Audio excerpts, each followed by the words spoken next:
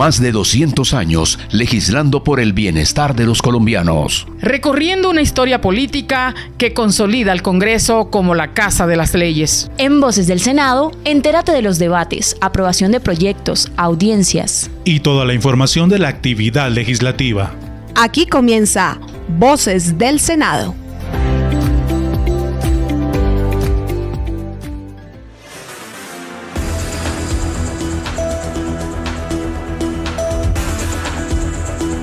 Domingo 15 de diciembre del año 2024. Señoras y señores, damas y caballeros, tengan todos muy buenos días. Aquí estamos desde la Radio Nacional de Colombia, el sistema de medios públicos de nuestro país, para presentar Voces del Senado, el programa institucional del Senado de la República. Gracias por acompañarnos. Les deseamos una jornada de bendiciones, de éxitos, un domingo de paz, de armonía, de compartir en familia. Se acerca la Navidad, se acerca ya el 24 de diciembre. Nosotros nos estamos despidiendo también de los oyentes. Volveremos el próximo año, Dios mediante. Pero presentamos ahora lo que fue noticia durante esta semana aquí en el Congreso de la República, en este caso específico del Senado. Tenemos una información amplia sobre qué son las extras. Sí, cuando se convoca a sesiones extraordinarias en el Senado o en la Cámara. ¿Qué es? ¿De qué se trata? ¿Cuándo y por qué? Informa Hernando León Vanegas. La Constitución del año 91 extendió la labor legislativa por unos días más al plazo contemplado tradicionalmente. Por decreto, el gobierno puede convocar unas sesiones extraordinarias a partir del 16 de diciembre, que tendrán que ser estudiadas por el legislativo de acuerdo al orden de los proyectos que se van estudiando. No, las sesiones extras las cita el gobierno y las cita con unos proyectos en especial que quieren que se vote. Aquí no se va a votar en las extras cualquier cantidad de proyectos, no. El presidente y el gobierno manifiesta qué es lo que quiere que se vote en estas sesiones extraordinarias. Nos dicen que vamos hasta el 20. En este caso, tengo entendido que lo que quieren hacer es poder votar, por ejemplo, la jurisdicción agraria en las plenarias. Ley que está reglamentando el acto legislativo que votamos en Comisión Primera y que hoy se aprobó en conjuntas de Primera de Cámara y Primera de Senado y que tiene que votarse en las plenarias. Temas clave de la última semana legislativa en el Senado, que se debatió, que queda, que se aprobó, que faltó, que se hundió, que surgió, que salió adelante. Rodrigo Meléndez informa.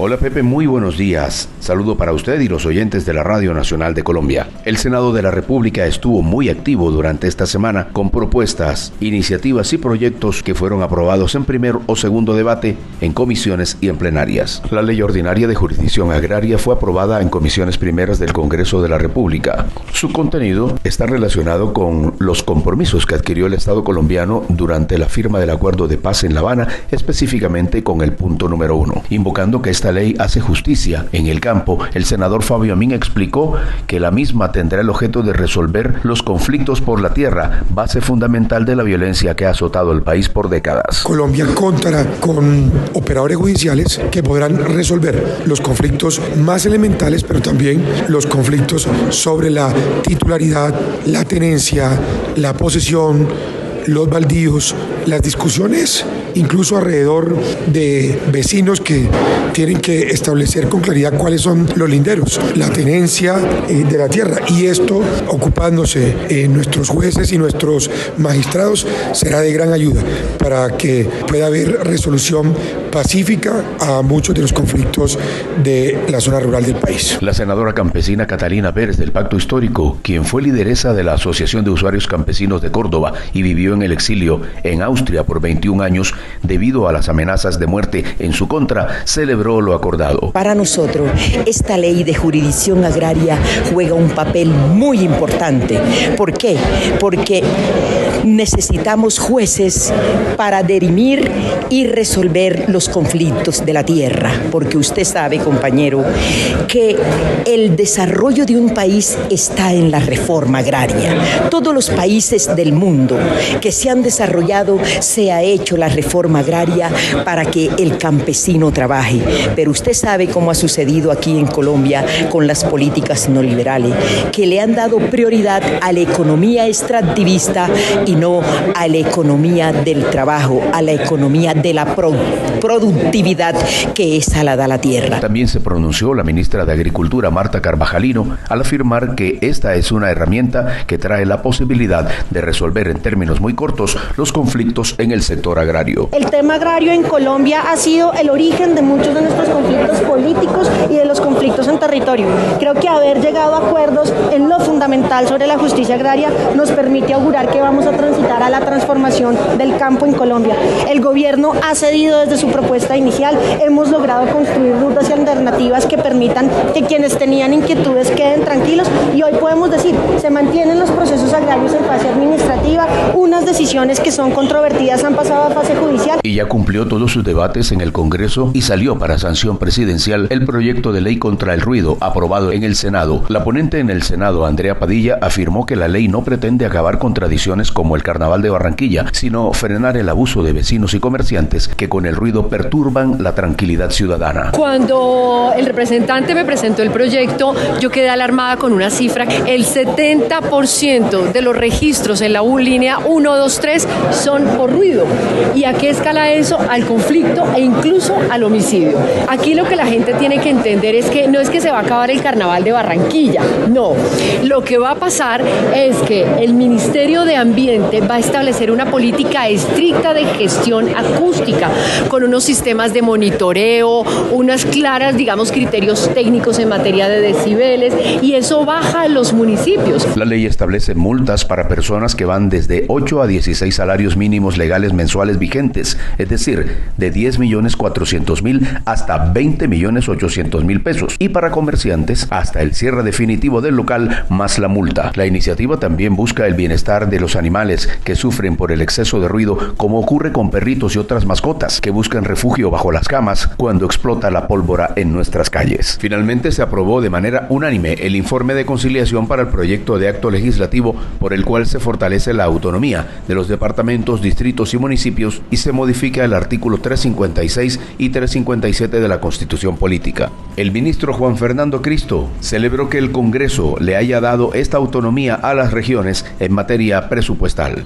Es un triunfo de las regiones, es un triunfo de los territorios, es un triunfo del consenso también. Hoy todos los partidos votando para avanzar con una autonomía territorial con sostenibilidad fiscal en un proceso que ha venido liderando el gobierno nacional. Ahora comenzamos la discusión de la ley de competencias y acabo de decir en la plenaria que vamos a invitar a las regiones, a los territorios, a los alcaldes, a los gobernadores, a los académicos y a todas las fuerzas políticas, porque esa ley de competencia va a ser la gran oportunidad de un acuerdo nacional en Colombia que rediseñe, que defina el futuro del Estado colombiano para las próximas generaciones. Esta legislatura termina con buenos proyectos, con buenas iniciativas, con actos legislativos que modifican a la Constitución y un trabajo serio de los padres de la patria para cumplir con las expectativas de sus electores. Este lunes 16 terminan las sesiones ordinarias y se está a la espera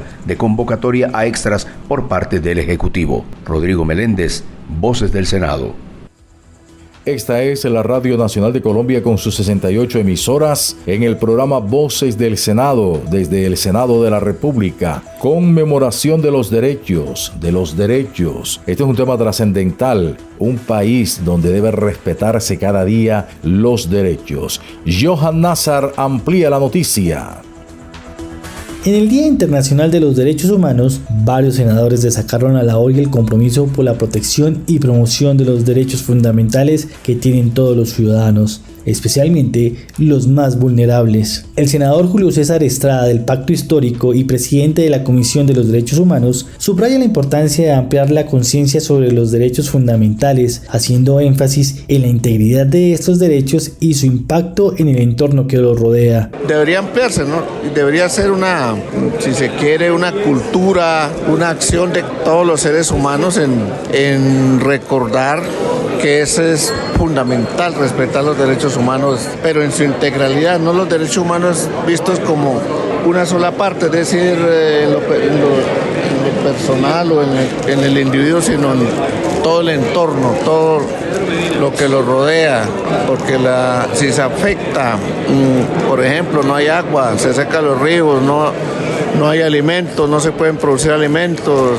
La senadora Paloma Valencia del Partido Centro Democrático resalta la labor que hace la Comisión en Colombia, recorriendo las regiones y trabajando mano a mano con los ciudadanos para resolver sus necesidades. Además, destaca la importancia de la sólida legislación en materia de derechos humanos en el país. Pues yo creo que la Comisión de Derechos Humanos viene haciendo un trabajo bien importante en Colombia, recorriendo las regiones, golpeando con el ciudadano las puertas de las instituciones para resolverlos, y creo que además Colombia tiene una buena legislación en materia de derechos humanos. Para finalizar, la senadora Aida Bella, presidenta de la Unión Patriótica, enfatizó en la defensa de los derechos a la igualdad y a la vida de todos los ciudadanos, sin importar su credo, y aboga por el respeto a la protección de las creencias políticas de cada individuo. Siempre lo he defendido, hombres y mujeres y todos los ciudadanos, independientemente de su credo político, tienen que respetarse, pero no solamente eso, tiene que respetarse su vida. Mi partido fue víctima de un genocidio político y avergüenza la historia política de Colombia. Y yo creo que nadie puede morir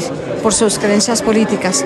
En eso nos esmeramos mucho en defenderlo en el Parlamento colombiano. Gracias. Este es un informe de Johan Nazar para Voces del Senado.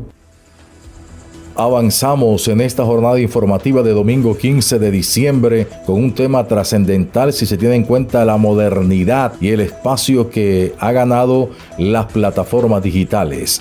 Pero esto lleva consigo una regulación. ¿En qué consiste? La explicación con Luis Sayano.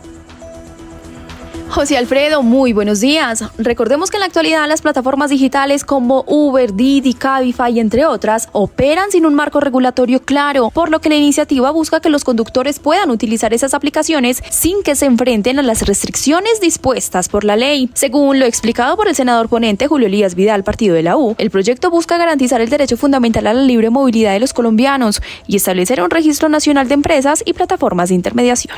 Yo los invito a todos ustedes, a todos, sin excepción, a que enriquezcamos este proyecto. El proyecto no es perfecto, obviamente no lo es. Yo mismo radiqué varias proposiciones corrigiendo mi propio proyecto, basado en lo que me ha dicho la SIC, basado en lo que me ha dicho el Ministerio de las TIC, basado en lo que me ha dicho el Ministerio de Transporte. Lástima que se fue el senador Guido. Sí he hablado con el Ministerio de Transporte, me senté con la ministra de Transporte, me senté con la superintendente, con todos. Otras voces, como la del senador Esteban Quintero Cardona, Centro Democrático, y el senador Guido Echeverry, Partido en Marcha, solicitaron el aplazamiento del proyecto hasta que no se tengan los conceptos de la Superintendencia de Transporte.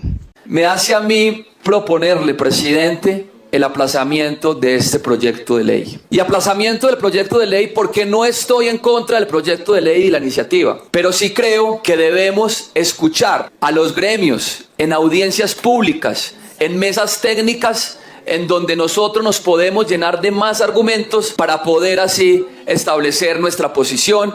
El proyecto fue aprobado con 8 votos a favor y tan solo 2 en contra, entre ellos el voto negativo de la senadora Soledad Tamayo, Partido Conservador, quien insistió en que debe ser la Supertransporte la encargada de intervenir, toda vez que el proyecto de ley entiende al servicio de Uber como un servicio público. Recordemos entonces que la habilitación se exige para aquellas empresas que prestan el servicio público de transporte de pasajeros, sea individual o sea colectivo. Entonces aquí la pregunta es clara: ¿estamos o no frente a la prestación de un servicio público o es un servicio privado? Porque si estamos frente a un servicio público de transporte, es a la Supertransporte. Es la Superintendencia de Transporte la que debe ejercer las funciones de inspección, vigilancia y control. Ahora, el compromiso del senador ponente es propiciar los espacios de escucha a todos los actores involucrados antes de que surta su segundo debate. Para Voces del Senado, Luisa María Llano. Buenos días, feliz domingo. Tiempo de hablar de protección a los menores en las redes sociales. Protección a los menores de edad en las redes sociales. Si bien es cierto, los psicólogos, los educadores, los formadores coinciden en el impacto positivo de las redes sociales, otros dicen que debe tenerse mucho cuidado porque detrás de las redes sociales se esconde también mucho peligro. La protección para niños, niñas y adolescentes de las redes sociales. Marianela Jiménez informa. Así es, José Alfredo. El objetivo de esta iniciativa es priorizar la seguridad y el bienestar digital de los menores, así como promover el uso responsable y seguro de las TIC en el ciberespacio, tal como lo expresó el senador ponente Esteban Quintero, quien consideró que este es un proyecto trascendental que une a todos los congresistas en la protección de los niños. A todos nuestros compañeros, aquí nos damos cuenta de que este Senado de la República está comprometido con la protección de los derechos de los niños. Miren ese tablero, todos los votos en verde, todos los votos afirmativos. Los niños nos lo van a agradecer mucho. Muchas gracias. Un saludo muy especial para todos nuestros compañeros. Este es un proyecto de ley bastante importante y creo que nos une a todos como congresistas y como senadores de la República en esa defensa que todos, valga la redundancia, estamos de acuerdo que debemos hacer por nuestros niños, por los adolescentes, incluso por los jóvenes de nuestro país. La razón de ser de este proyecto de ley, en primer lugar quiero explicar que este proyecto de ley lo que permite es la regulación de las redes sociales, el uso de las redes sociales para nuestros menores de edad. En algún momento se me preguntó que si lo que se quería era prohibir las redes sociales para los menores de edad, como lo hicieron hace 20 días en Australia. Este proyecto no pretende prohibir las redes sociales porque creemos nosotros que las redes también pueden utilizarse en temas muy importantes y a favor del crecimiento profesional e incluso social de nuestros niños. Lo que sí queremos, el senador Quique Caurales, autor del proyecto de ley, mi persona coautor y ponente, lo que queremos es regular. El proyecto de ley protección a menores de edad en redes sociales, que sigue su trámite a la Cámara de Representantes, establece mecanismos de control y se vincula a las instituciones educativas y a los padres de familia en la articulación institucional. La aprobación de esta iniciativa es un paso crucial hacia la construcción de un futuro digital más seguro para las futuras generaciones, informó para Voces del Senado Marianela Jiménez. Al aire, Voces del Senado.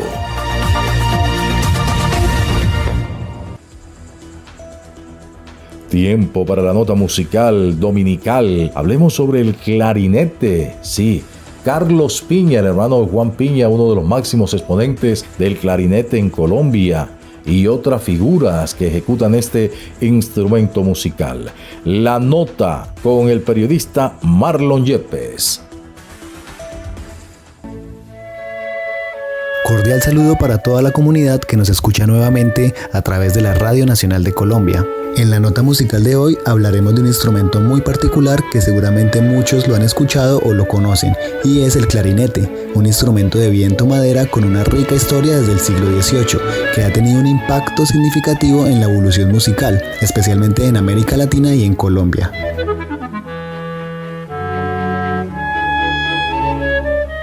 El clarinete se originó en Europa a partir del chalumeau, y tras ser perfeccionado por Johann Christoph en el siglo XVIII, se incorporó en las orquestas y bandas europeas.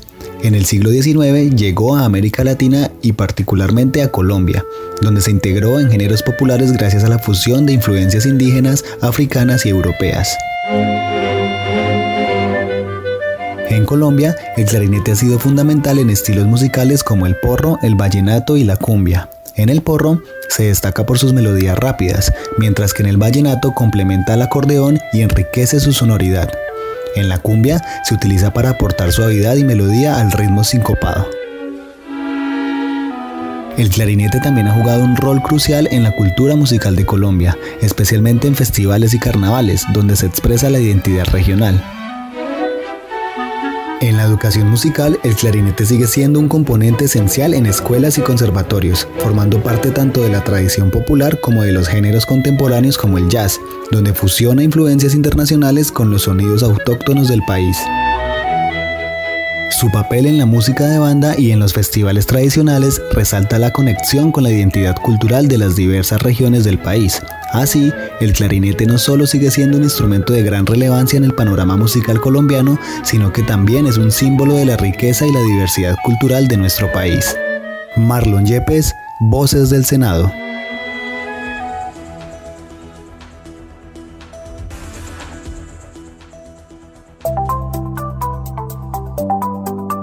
Las regiones y el Senado y las regiones.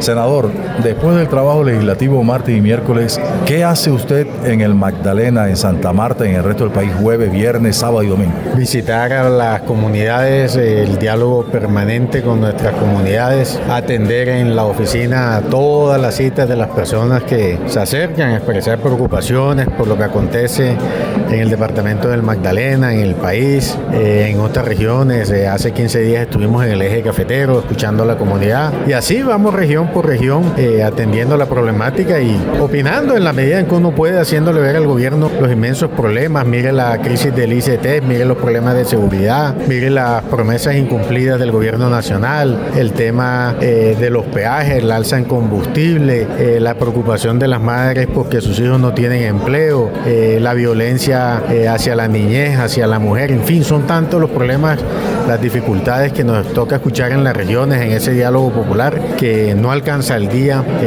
para estar trabajando de la mano de la comunidad y siendo la voz de los que no tienen voz en el Congreso. Es decir, ustedes siguen en ese plan de receptores todo el tiempo, el trabajo es constante. Constante, permanente, de eso se trata y eso caracteriza a nuestro partido, el Centro Democrático. ¿Qué dice la gente, por ejemplo, cuando llegan a su oficina y piden una cita? Preocupados por el tema del empleo, preocupados por el tema de la seguridad, un tema particular de Santa Marta, el agua, que ahí está haciendo unos grandes esfuerzos el alcalde Carlos Pinedo. El tema nacional, en estos días le hablan a uno de sus hijos que no tienen los créditos para estudiar, que fueron las promesas que hicieron en campaña el actual presidente de los colombianos y no les ha cumplido. La afectación a más de 200.000 jóvenes que hoy están cursando estudios con créditos del ICT, 30.000 jóvenes que han solicitado créditos para el próximo año. En fin, tantos problemas que la gente, es lo que le expresa a uno cuando se reúne. Le voy a decir dos cosas que a veces la gente piensa. Una, hombre, los senadores la cogen suave, solo trabajan martes y miércoles.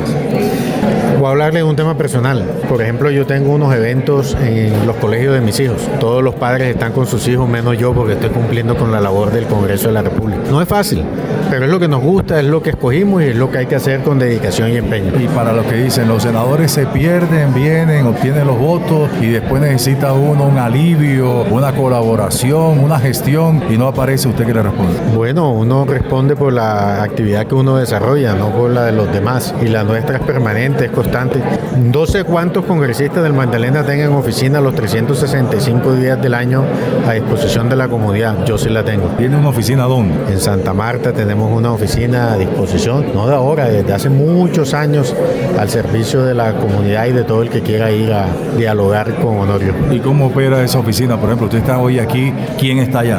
Allá está un equipo atendiendo a todas las personas que lleguen y yo organizo agenda lo que es jueves, viernes, sábado, cuando no hay salidas a las regiones. Senador, a veces los ciudadanos buscan porque no tienen, que se murió un familiar, entonces necesitamos una ayuda, que un mercado, que una inundación. ¿Cómo responde Honorio Enríquez ante esa petición? De todas esas peticiones hay, pero yo ahí aplico una de mi abuelo, que tu mano derecha no sepa lo que hace la izquierda, porque son temas muy personales, son temas muy humanos, son temas muy sensibles que yo no los utilizo para la política.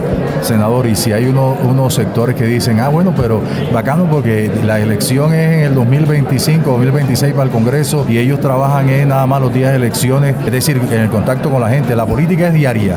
Te toca trabajar día a día. El que piense que esto se hace una semana antes de elecciones está fracasado. A mí me ha dado resultados. Yo llevo 3 periodos como senador de la República y eso no se logra de la noche a la mañana ni se logra porque te cayó espontáneamente. Eso es con trabajo, con dedicación, con estrategia y ha dado frutos. ¿Cómo se gana una curula en el Senado de la República? Porque de pronto un ciudadano en el Magdalena que lo escucha a esta hora a través de la Radio Nacional de Colombia dice, ¿cómo llego al Senado de la República? con propuestas, con ideas, con el diálogo permanente con la comunidad, haciendo puerta a puerta, tocando la puerta de la ciudadanía, hablándole de las propuestas y con coherencia. La coherencia es fundamental. Usted hoy no puede decir una cosa y mañana otra. Sus actos no pueden decir una cosa y sus palabras otras. Esa es la coherencia que te permite la credibilidad, y la credibilidad permite que crean en ti y depositen el voto de confianza. ¿Para un hombre de región es fácil o es difícil en su condición de senador ser oposición? Oh, la oposición tiene, ¿cómo diría yo? Hace parte del gaje del congresista. Unas veces tú estás en gobierno, otras veces estás en oposición y tienes que estar preparado para lo uno y para lo otro. Y finalmente, senador Honorio. Oposición con argumentos, con ideas, no con ataques personales. Ok, ¿cómo hace frente a las 1.000, 2.000, 3.000 hojas de vida que le llegan a la oficina? Oh, no. Yo en eso yo no engaño a la gente. Yo no engaño a la gente, les digo dónde se pueden dirigir porque yo no tengo para ofrecer empleo. El congresista que diga que tiene para ofrecer empleo, pues no sé cómo lo hacen y yo no soy de los que engaño a la comunidad. Al aire, Voces del Senado.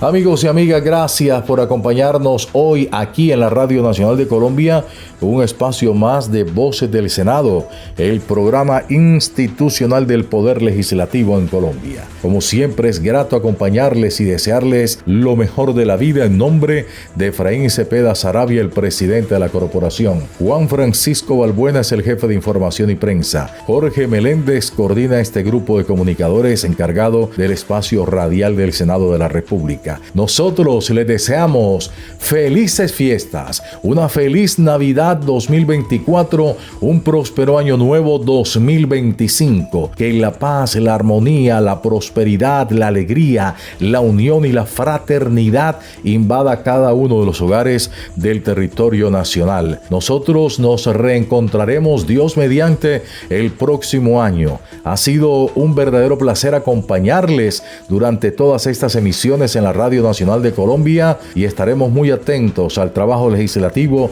que se desarrolla a partir de los próximos meses de 2025. Felices fiestas, gracias a los compatriotas que celebren en el sur, norte, oriente y occidente, y para los compatriotas que también están fuera de nuestra patria, para ellos un abrazo respetuoso. Les decimos entonces, permiso, bendiciones.